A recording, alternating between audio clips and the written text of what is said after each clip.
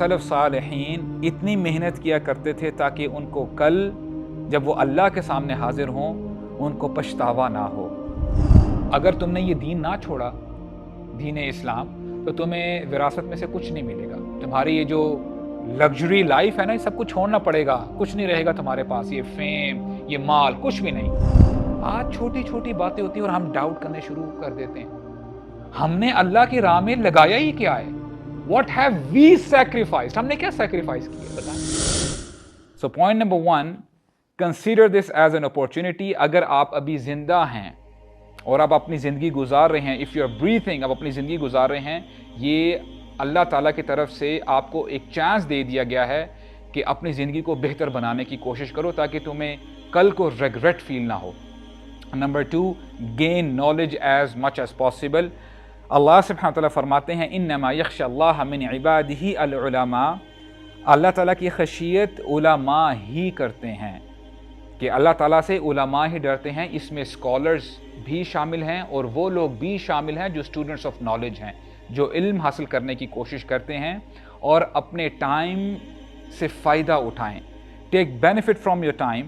اور جلال الدین قاسمی رحمہ اللہ سلف صالحین میں سے گزرے ہیں اور یہ اپنا وقت بہت اچھے طریقے سے یوٹیلائز کیا کرتے تھے۔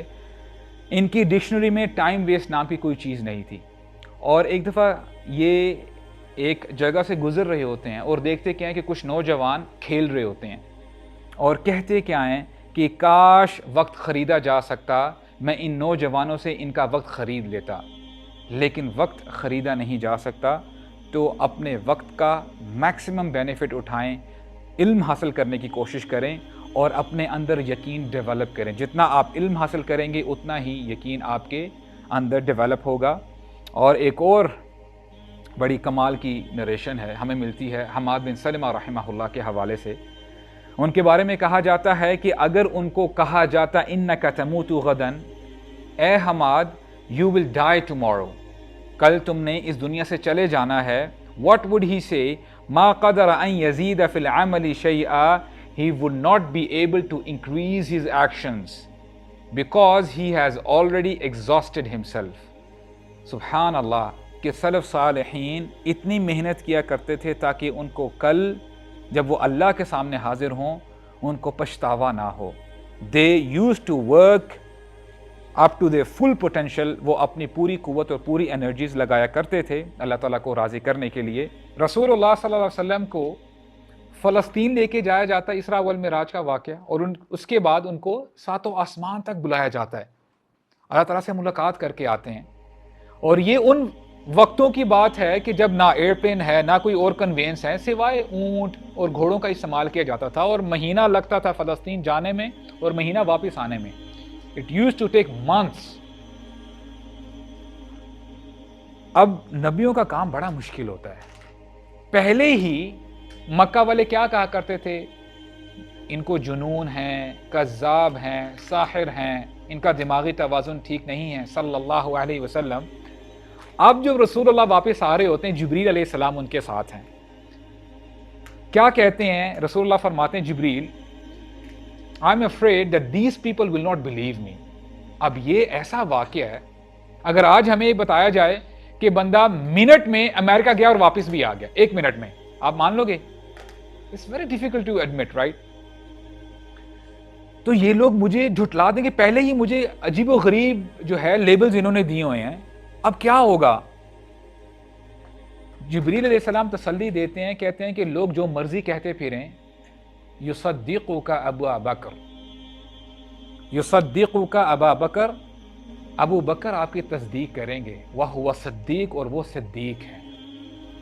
رسول اللہ آتے ہیں، رسول اللہ had to say what he went through، بتاتے ہیں کہ جی یہ معاملہ ہوا، میں گیا اور پھر واپس بھی آ گیا ایک ہی رات۔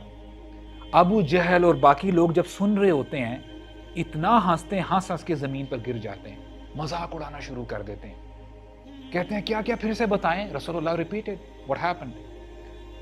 تو ابو جہل تمسخر اٹھا، یعنی تمسخر کر رہا ہے، مذاق اڑا رہا ہے۔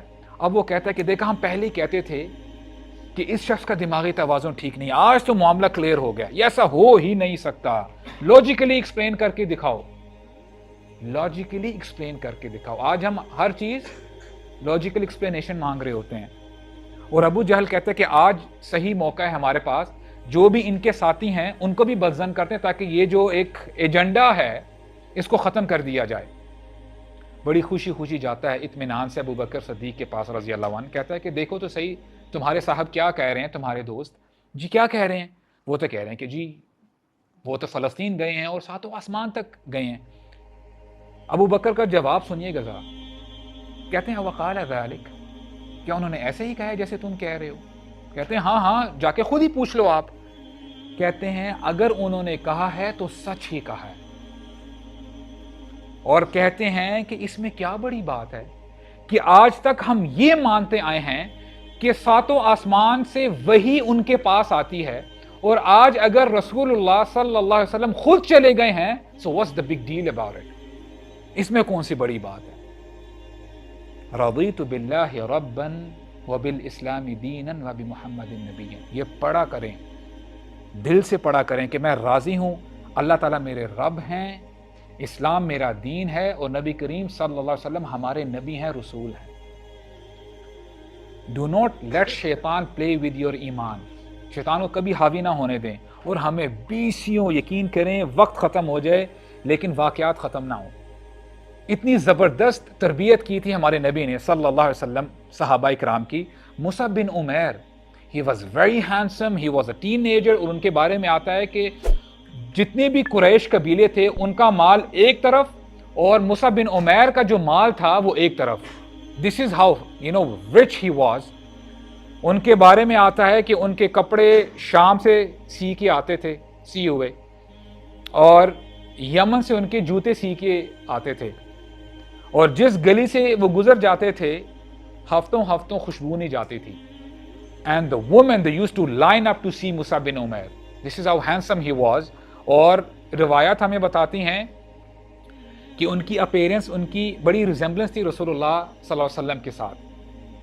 لیکن جب ایمان آ جاتا ہے دل میں, اپنی والدہ کے پاس جاتے ہیں, کہتے ہیں اماں جی میں موحد بن چکا ہوں, اللہ کے علاوہ کوئی معبود نہیں ہے. اماں سمجھانے کی کوشش کرتی ہیں لیکن نہیں مانتے, اور پھر دوسری طرف سے آتی ہیں, کہتے ہیں کہ دیکھو مصعب, اگر تم نے یہ دین نہ چھوڑا, دین اسلام, تو تمہیں وراثت میں سے کچھ نہیں ملے گا. تمہاری یہ جو لگژری لائف ہے نا, یہ سب کچھ چھوڑنا پڑے گا, کچھ نہیں رہے گا تمہارے پاس, یہ فیم, یہ مال, کچھ بھی نہیں. اماں جان نو پرابلم, مال نہیں ہے تو کیا پرابلم ہے, دین سب سے زیادہ امپورٹنٹ ہے. اور جب اماں جی دیکھ رہی ہیں کہ بات ہی نہیں بن پا رہی, یہ لڑکا دین ہی نہیں چھوڑ رہا ہے, دین اسلام, اب جب واپس جانے لگے سب کچھ مال قربان کر دیا کہ مجھے کوئی مال نہیں چاہیے.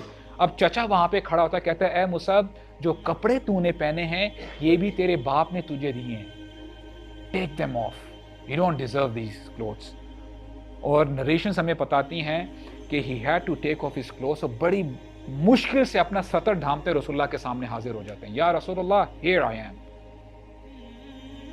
اس کو کہتے ہیں ایمان, اس کو کہتے ہیں قربانی, اور اس کو کہتے ہیں یقین. آج چھوٹی چھوٹی باتیں ہوتی ہیں اور ہم ڈاؤٹ کرنے شروع کر دیتے ہیں.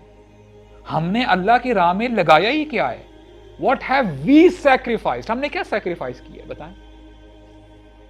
اور صرف صحابہ نہیں, صحابیات بھی نریشنز بھری پڑی ہیں. ام ایمن رضی اللہ عنہا کے بارے میں آتا ہے کہ she used to take care of رسول اللہ صلی اللہ علیہ وسلم as a mother. ہوتا کیا ہے کہ وہ شادی نہیں کرتی صرف اسی وجہ سے کہ اگر میں نے شادی کر لی تو میں رسول اللہ کا خیال نہیں رکھ سکوں گی. اور جو رسول اللہ شادی کرتے ہیں خدیجہ رضی اللہ عنہا کے ساتھ, خدیجہ رضی اللہ عنہا آتی ہیں اور آفر کرتی ہیں کہ دیکھیں آپ نے بڑا خیال رکھا ہے محمد کا صلی اللہ علیہ وسلم, اب میں آپ کی شادی کروا دیتی ہوں ابھی, you don't have to worry about it. ام ایمن کیا کہتی ہیں؟ کہتی ہیں ما ترکتہ ولم یترکنی, دیکھیں میں نے کبھی محمد کو نہیں چھوڑا اور نہ ہی محمد نے مجھے چھوڑا ہے صلی اللہ علیہ وسلم. اب شادی یہ ایک فطری تقاضا ہے, لیکن انہوں نے اس کو بھی قربان کر دیا اس دین کے لیے. اور we have bundle of stories کہ صحابہ کی کیا قربانیاں تھیں, انہوں نے اپنا جان مال سب کچھ لگا دیا.